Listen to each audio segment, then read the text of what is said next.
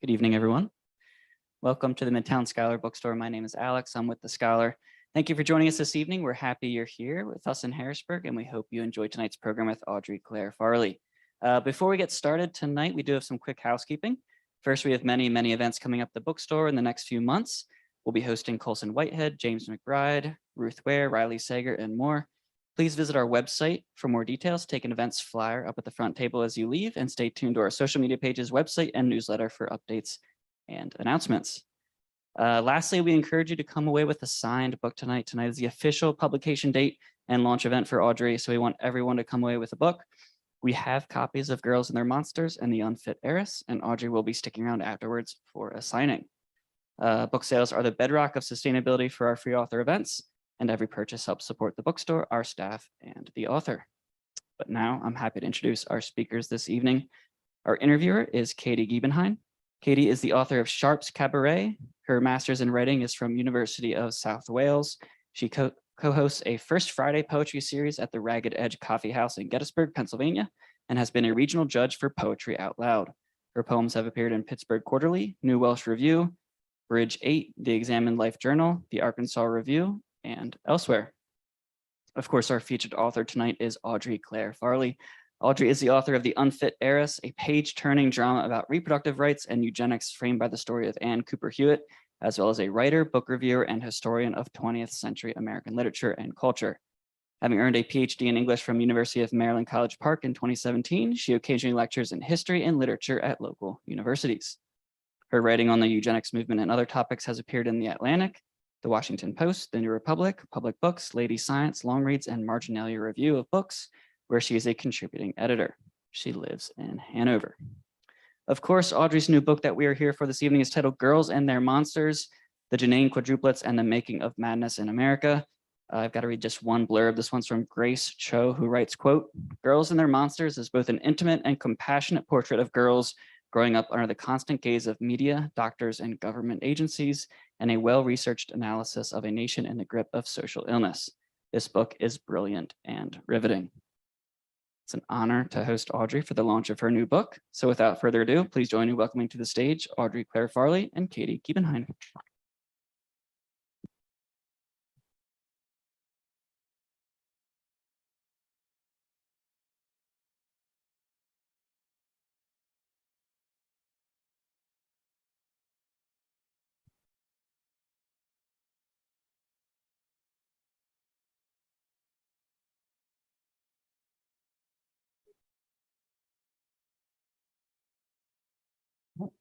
So is it working? All right. So Audrey, I would love to start off right away asking about the names of these newborns when they're brought home. And Sadie, their mother, has 4 names picked out for them. She originally wanted to call them June, Jane, Joan, and Jean, but the public has something else in mind. And there's a contest in the newspaper as to what the girl should be named. And so she ends up bringing them home with names that other people have picked out. And one of the things that's fascinating about this is it sends a kind of signal through the book about what their lives are going to be like. And also, I'm imagining what this is like for a new mother caring for 4 infants, and the names that she's calling them are not, she's not even permitted to choose those names. So. Okay, thank you so much for that question. Yeah, that is one of the fascinating details of the book was the naming. So the girls were born in Lansing, Michigan at a hospital that was called Edward W. Sparrow Hospital. And the newspaper held a contest to see what they were going to name the girls, because again, they felt that the public should have their say. The mother should not be able to name her own children. And the delivering physician's daughter suggested that they each take a name for the hospital, Edward W. Sparrow Hospital. So Edna, Wilma, Sarah, and Helen. And I have actually seen the roll of names that were submitted for this contest. It was 10,000 names were sent in to the newspaper, which really established itself as this clearinghouse, taking a kind of public ownership of the girls right away. And it's a long roll of old faded paper with, these typewritten names, 10,000 names. And so that's such a good question, because as you say, it really does set the stage for these girls' lives. I write in the book, from the day they were born, they belong to other people. And it begins with the naming, but while they are still in the hospital, because this is before IVF, right? The idea of twins is something. Triplets, here we have quadruplets. While they're still in the hospital, the crowds begin to gather. People are trying to steal inside the nursery to snap photographs of them. And when they come home, people are peering in the windows. They are expecting to be able to come into the home at any time and have a look at the girls. The pediatrician suggests that the mother charged 25 cents admission, and people would pay the fee only to feel very angry if the mother didn't change their diaper upon request. So they're really viewing this family as a kind of carnival show from the beginning. And as I go on to show in the subsequent chapters, that sense of laying claim to the family just grows darker and more disturbing. Can you just share a couple more examples from their childhood of Yeah. what you're talking? Yeah. Yeah. So even though the parents were very paranoid about outsiders, and rightfully so. When they're 2 years old, the Lindbergh baby is kidnapped. And that really occupied a lot of public imaginations in the 1930s. And the Quad's mom had even greater reason to suspect that her children might be taken. So the father begins to patrol the home at night. He erects a fence. He even sleeps with a handgun. And one night his wife is coming back from the bathroom and he just shoots the gun and fires a hole through her nightgown before realizing his mistake. So the home is very quickly turned into this kind of prison that the father is patrolling at night. But even so, the parents do offer the girls up for public consumption. And I think that there are many reasons for this. One reason being that they are a kind of cash cow for the family. The father is a German immigrant. He doesn't speak English well. He never has really held down a solid job, but the girls bring celebrity to the family. And so the town sets them up in this home where they can live rent-free for a year and then, buy it cheaply. The town is providing milk, a carriage, all of these things. And so the family lets the public take a little bit of ownership with them. And then the girls become stage performers.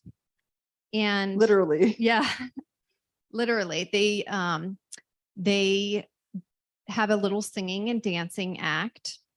And it starts locally, they're performing in town, and then they start to travel the Midwest with this show.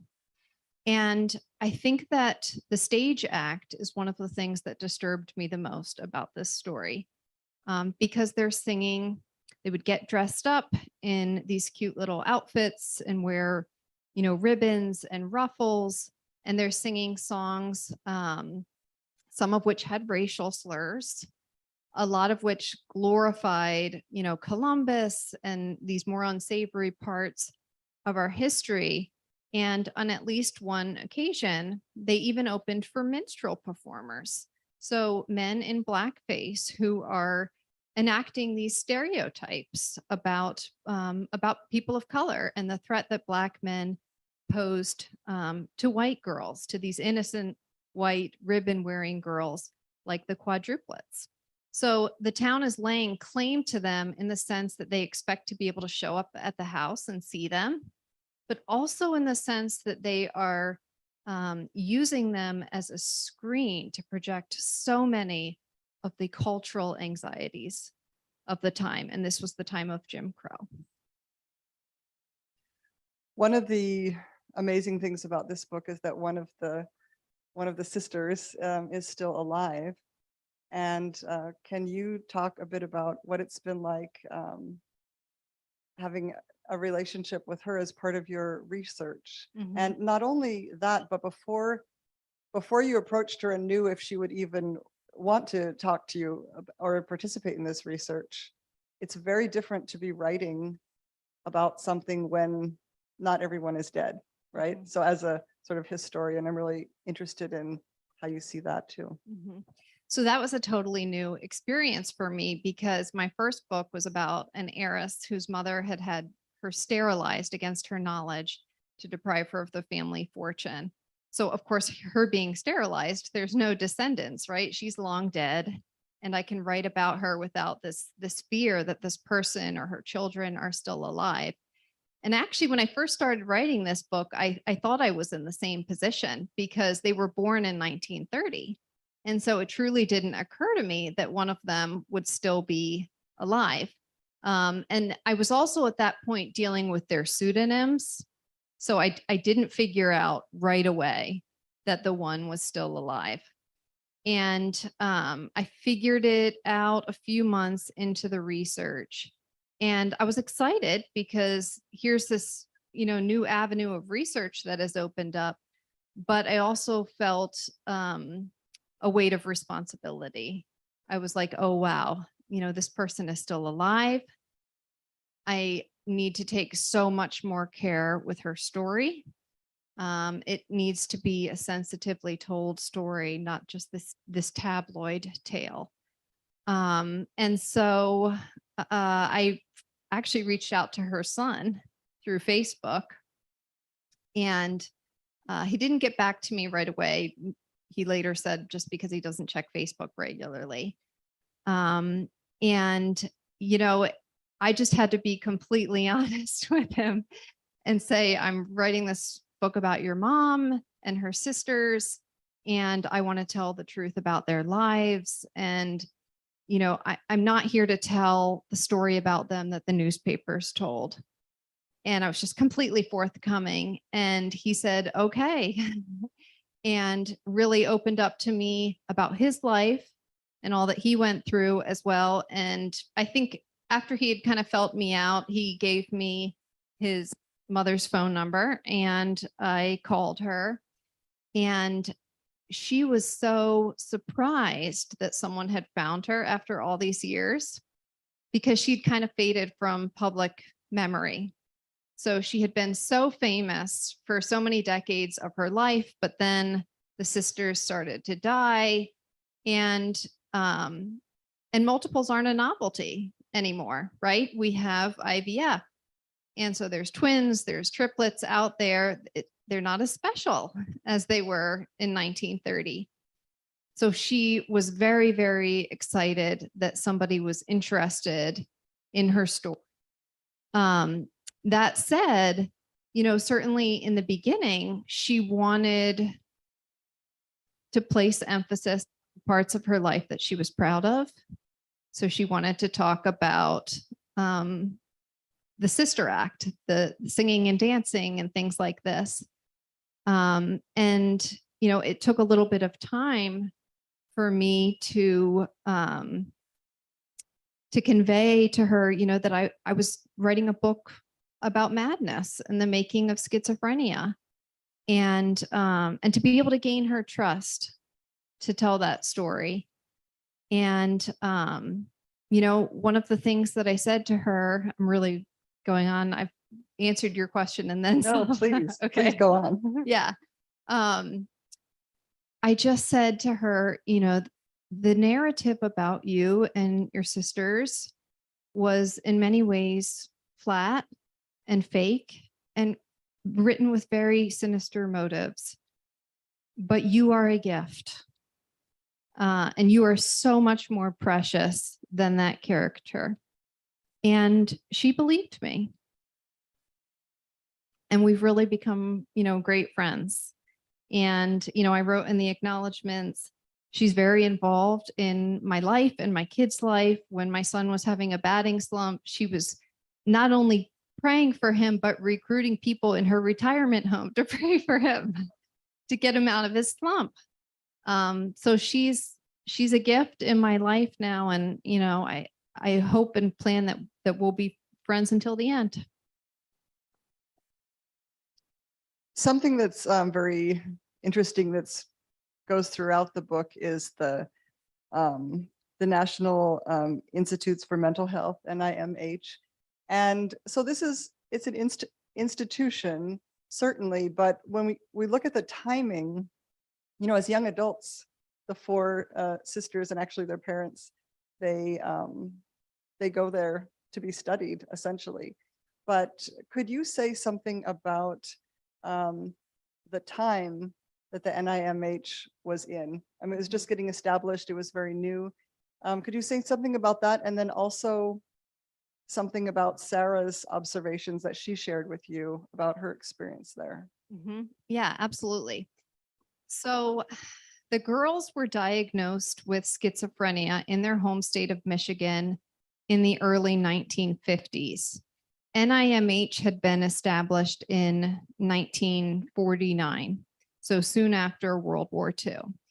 And the institute was founded by Terry psychiatrist Robert Felix, and a lot of the staff, the psychiatrists, the psychologists, including David Rosenthal, who's the lead researcher in this case, have literally come from the battlefield fighting fascists.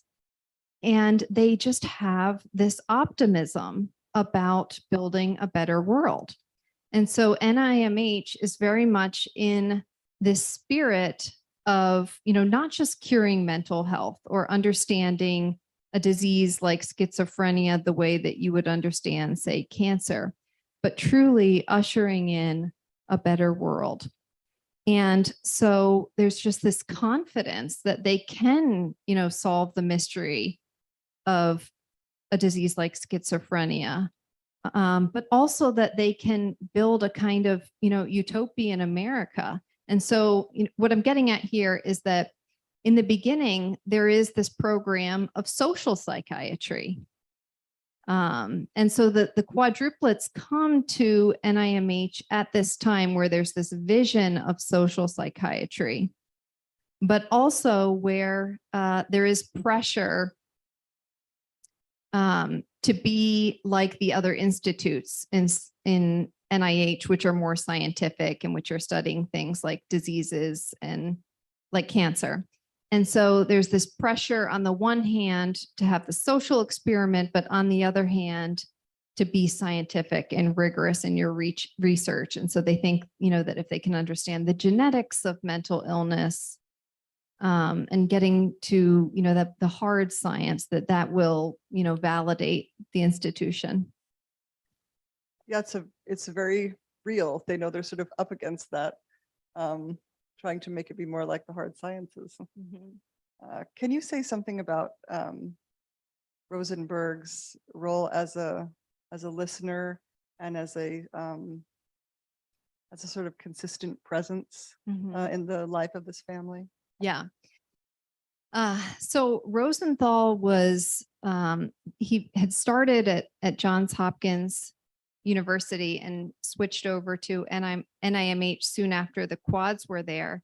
And he's really the steady figure in the quadruplet studies. He was this shy, quiet man who's, you know, very smart, very thoughtful, very compassionate. And even today, when I bring his name up, Sarah just absolutely glows. And, you know, tragedy forces him out of NIMH for reasons that are, you know, discussed in the book. But I do really believe that he cared about the quads. I can't say that about everyone who studied them at NIMH. There were at least 30 people who studied them, and some of them treated them as, you know, a research object.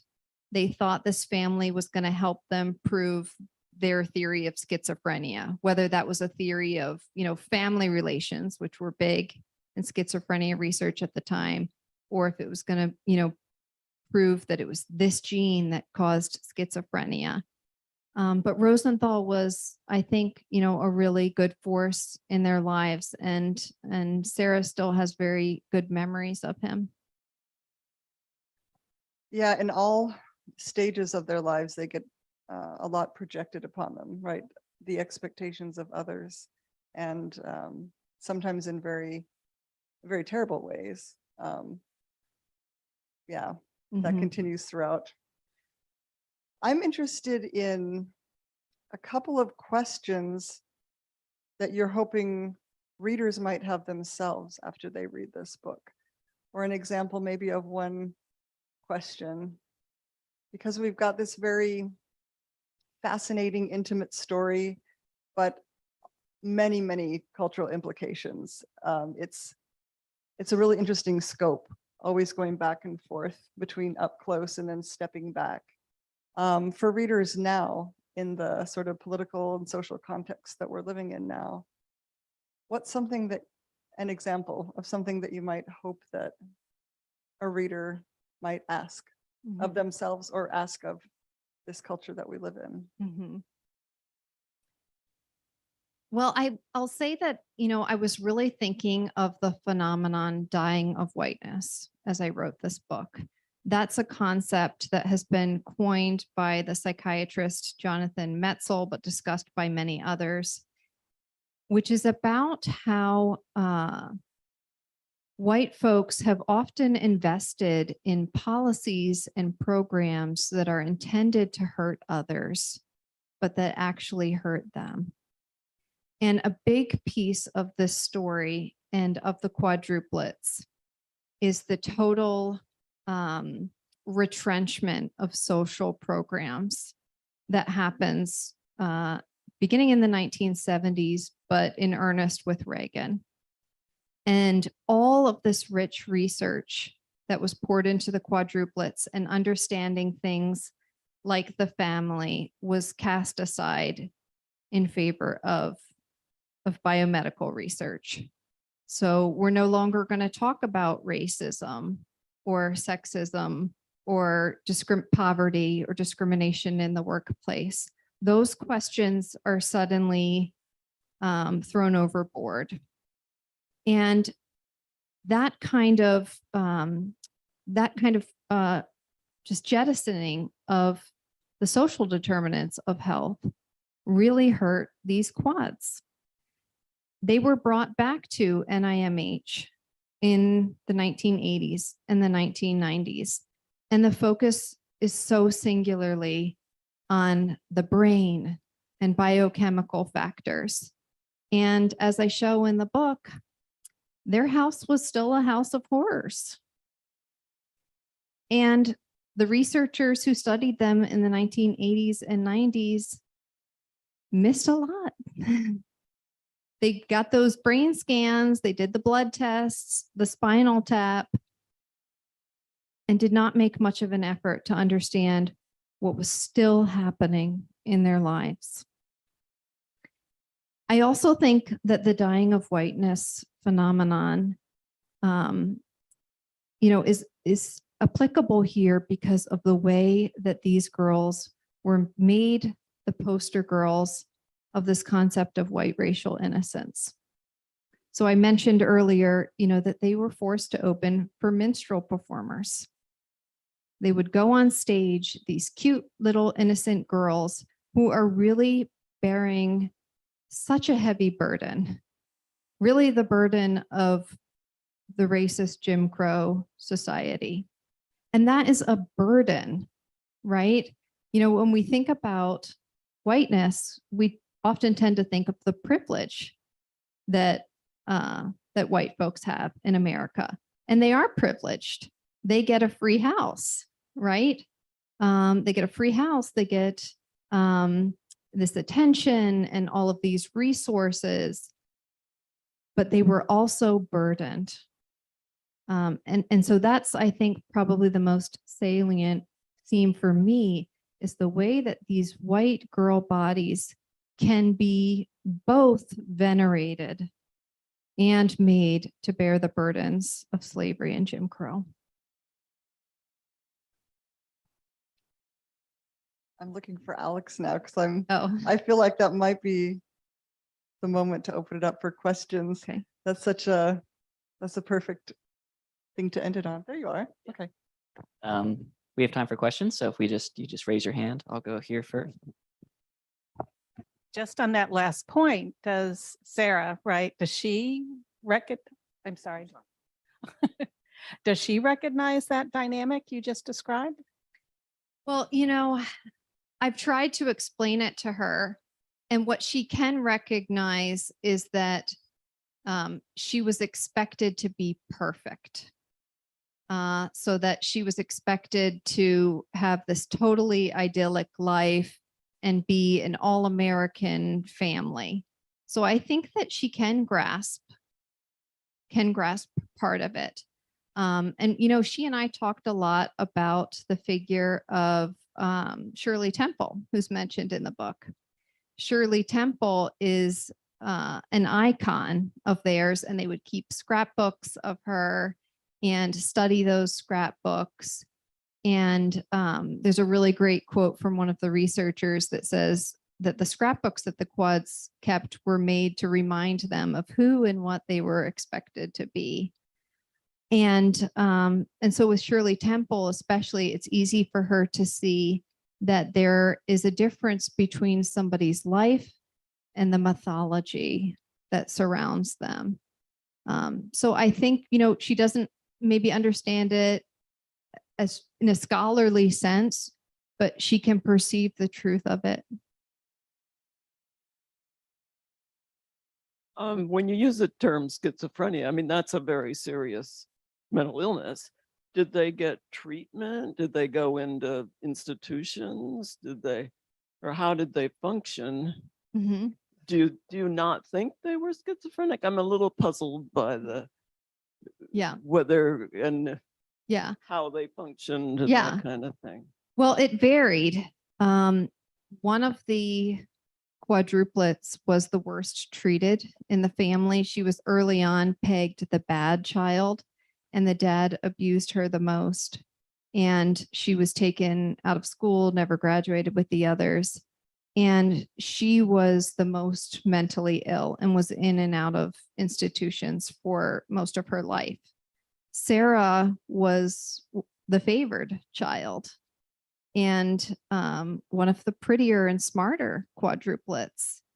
And while she was at NIMH, she had hundreds of hours of psychotherapy. And I really think that that helped her. And she was the only quadruplet to have anything approximating a normal life. She married, she had a few children. So, I never questioned the schizophrenia diagnosis. I know that in cases where trauma is involved, a lot of people do want to move away from the schizophrenia label and say that the delusions they had, the hallucinations that they experienced were more of a trauma response. There's a lot of dialogue about this now within psychiatric circles about the validity of the DSM. But I didn't question those diagnoses. I think diagnoses are imperfect, right? The DSM is very imperfect. Yeah, exactly. Exactly. Not at first. So when they were initially diagnosed and they were still in Michigan at actually a private hospital, they underwent electroshock. At least several of them did. And they would have sedatives that they would be given when they were, just really, but when they get to NIMH in the 1950s, and then going into the 1960s, then Thorazine is available. So that was the first generation antipsychotic, and the sisters were given that, and of course, suffered the side effects of that. And then the newer drugs came out, and they were put on those. Yeah. A lot of their lives seem to be pretty disagreeable to us with modern ears. but some of the things from their lives actually sound pretty normal in the context of that society at the time. Because even when I was growing up in elementary school in the 70s, Christopher Columbus was still a pretty good guy. His downfall came later, but the minstrel shows in the 40s sounds pretty typical. The research in the 50s and 60s and even into the 80s sounds just like that's what everybody did, and that what they were subjected to was disagreeable to us, but it doesn't seem like that much of an aberration for the time. And I wonder if any of this really is an aberration. Yeah. I don't think it was, that much of an aberration, which was part of the problem, because then we couldn't fully understand the trauma that they suffered. I truly believe that they were made these icons of innocence, and that innocence had an aesthetic, which was white. They were not going to put Black girls on stage to sing these cute songs about America. And I think that by not naming that, we are missing something about the burden that these girls carried. Yes.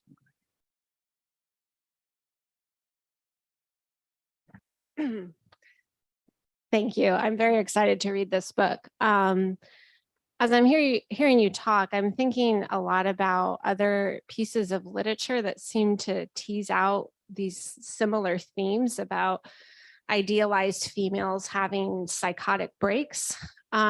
Did you find as you were writing this book, you were seeing a lot of parallels? The one that's coming to mind is A Doll's House by Henrik Ibsen with, I think, is it Nora? Is that the main character's name? Don't quote me on that. Having like sort of this nervous breakdown as she's feeling, deeply infantilized by her husband. And then, things like Kate Chopin's The Awakening, and the Yellow Wallpaper Story by a different lady that I forget the name of. But anyway, those works. Did you, I'm hearing a lot of those themes when you're talking. Is that something you were actively like connecting, writing this book, these different like stories of women having these sorts of breakdowns as a result of these societal pressures? Mm-hmm.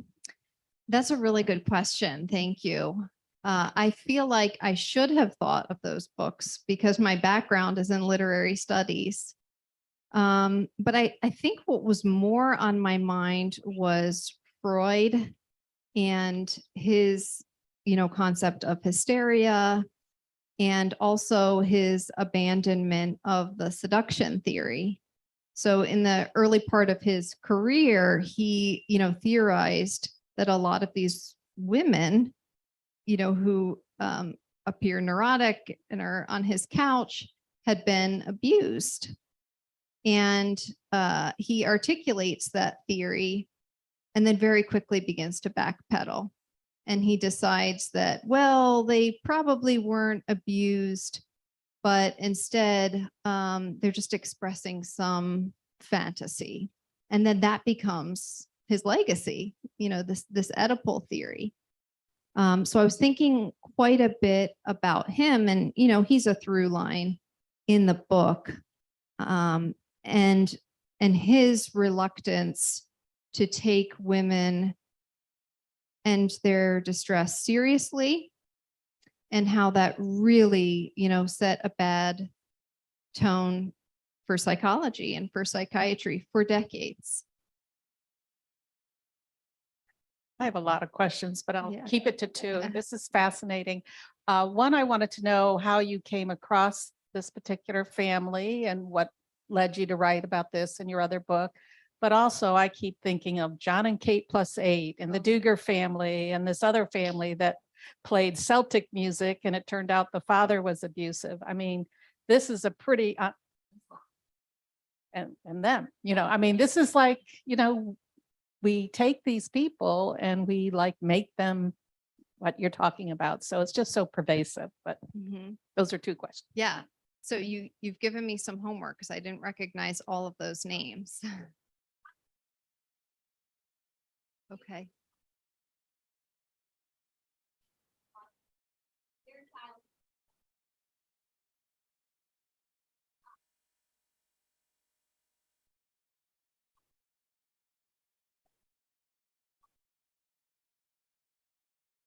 Mhm. Yeah. Yeah.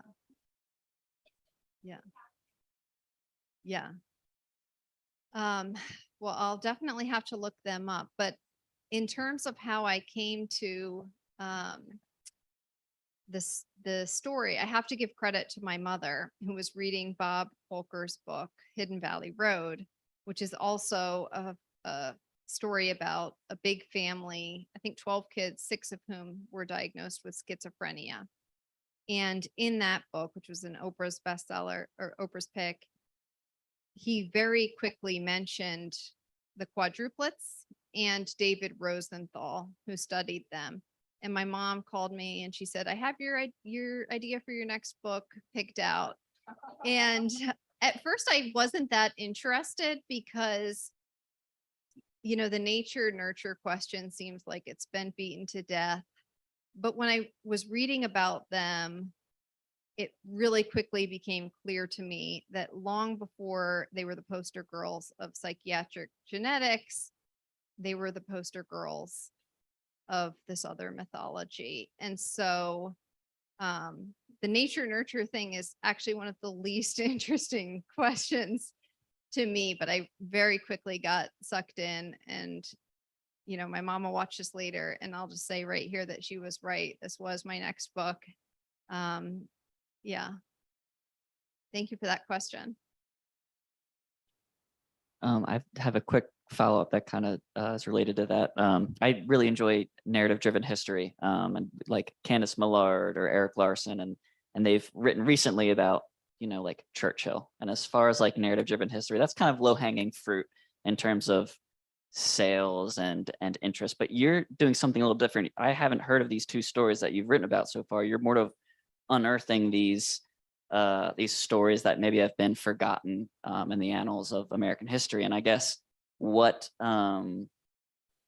drives you to pick the topics that you talk about? Are you doing something intentional with trying to bring these stories that maybe people have forgotten about back to life? Mm-hmm. And how does that translate? This is kind of like more behind the scenes, but talking with your publisher and like pitching this book, like in terms of sales, how does that operate? Yeah, it is. So I am driven to write the kind of books that I want to read, which are ones that are so engaging and have a story and a plot that can stand on their own legs, but that also give me a chance to learn or write about American society in a deeper and richer way. So I'm driven to read books and to write books that are thrilling, but that also just take the rug out from people, and that are urgent. I think that those kinds of stories, as you say, are more attractive to publishers because of reading attention and the way that, you know, the way that social media has changed reading. My agent said one time, and I've always remembered these words, you're competing with Twitter. And so that's a big burden for an author to feel like you got to be turning cartwheels on the page because the thing's dinging, you know, and there's this distraction. But people are writing books that compete with Twitter, and that's really exciting. And narrative nonfiction is a genre that I think does that really well.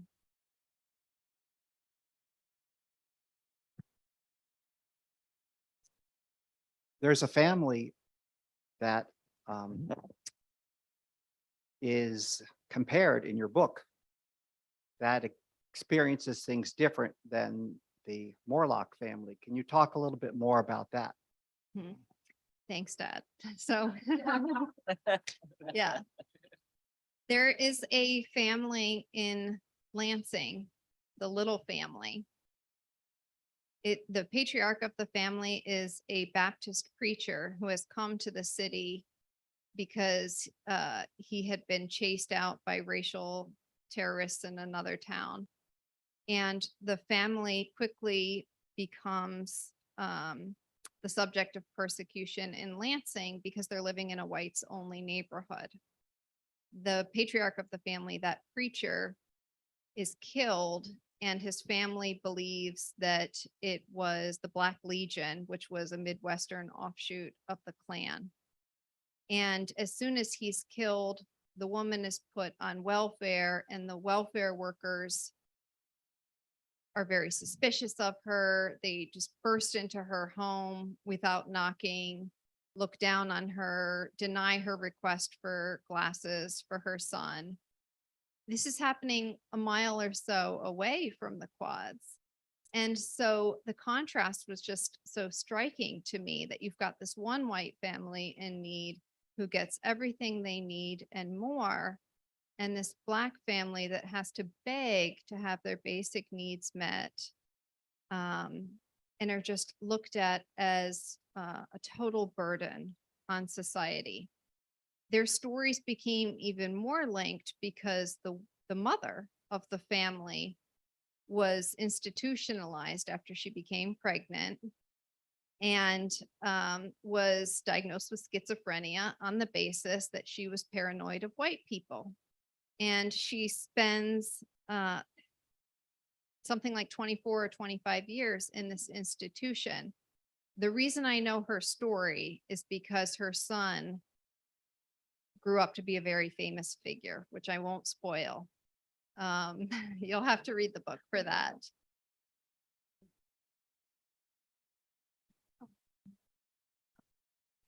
Thank you. I actually maybe wanted to return to a point made earlier in the discussion about the girls as sort of bearers of innocence and purity in their day. And as you were writing and as your book was being launched during the month of June, I wondered if you sort of saw maybe any similarities or connections to any of the anti-trans legislation, the trans panic that seems to be circulating and very much being centered on what children are exposed to, what children are wearing, and how some of those discourses maybe get repackaged in our current moment. Mm-hmm. Yeah, that's a wonderful question.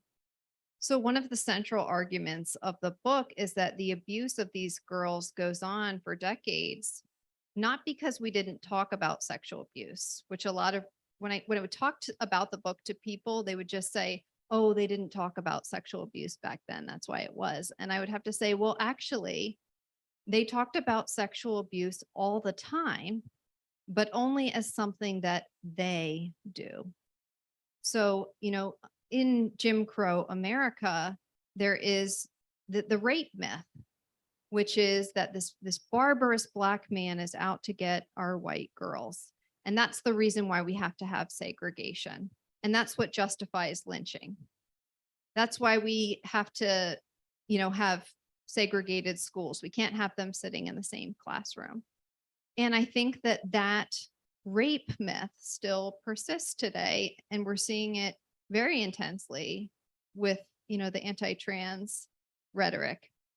The argument again is that people are grooming children.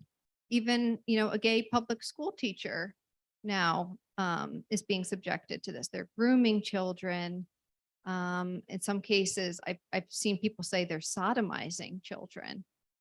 So once again, we're talking about sexual abuse in such a sensational way, in a way that allows us to scapegoat whoever the enemy of the day is. And right now it's trans folks.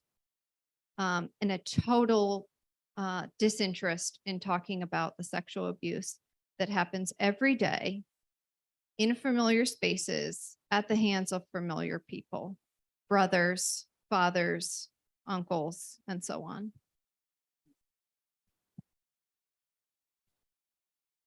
I appreciated what you were saying about wanting to write a book that matters right now. And something that's really striking me about what you're saying is, or at least what I'm interpreting from what you're saying, is this notion in the history of mental health of healing versus controlling. And how prevalent, even though the costumes, dynamics, heroes and enemies might be different characters today than they were in the 40s or 50s, how strikingly similar it still is, where I work in mental health myself and see, such a strong trend to control the fear over the insane person, especially children who are traumatized.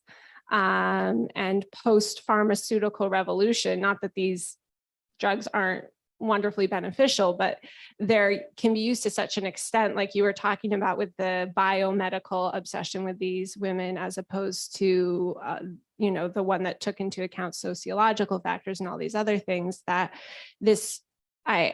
seems like, I'm wondering, is that kind of where you're seeing one relevance of this story, is that it's still such an ongoing thing that we do when we deal with the quote insane, is that we're just trying to cap the volcano of pain in people instead of healing it? Mhm. That's a really good question. And it really speaks to a change of mind that I had while writing the book. I think when I set out, I intended to argue for the abolition of psychiatry and diagnoses and had this kind of burn it all down approach. And there were many things that changed my mind, including David Rosenthal, who, is the lead psychologist here, and the compassion that he had for them. And I just had this greater sense of faith and belief in the possibility of an institution like psychiatry to be reformed. And I also had great faith in the work that trauma scholars and feminists have done to force conversations about abuse. And again, we still have these impulses in society where a lot of folks only want to talk about abuse as something that their enemies do. But the truth is that feminists have really made so many grounds in forcing psychiatry to take abuse seriously, forcing the public to recognize the pervasiveness of abuse. So I do see some of those, ancient struggles still there of, wanting to just control and pacify the person. But I'm also hopeful. We have time for maybe one more question. Yes.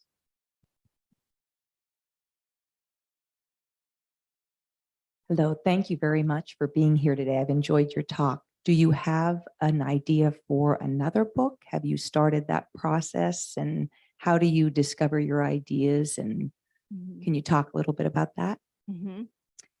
Yeah, so I've written 2 biographies now, and I am thinking about writing a memoir for my 3rd book. I grew up in a Catholic charismatic community, which most people have never heard of, but which gained some fame with Amy Coney Barrett, and how her nomination to the Supreme Court brought attention to People of Praise, which was a sister community to the one that I grew up in, which, for the first 10 years of my life before I moved to Hanover, Pennsylvania.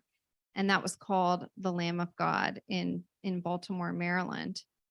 And it dissolved in the 90s after it was reported to the Archbishop for cult-like tendencies. People complained that their marriages were being controlled and that there was a lot of spiritual abuse. And very recently, I have learned that the priest who led this community, even though it was more of a lay community, not something officially sponsored by the church, was named in the report by the Attorney General of Maryland as one of the priests that they found to have abused people in the Archdiocese of Baltimore. And so I've been thinking about writing on that. I'm still, feeling out what that would look like, what the themes would be, but it's kind of where my mind is wandering now in my moments of rest. Thank you for that question. We've got to wrap up, but can we give Audrey and Katy one more round of applause?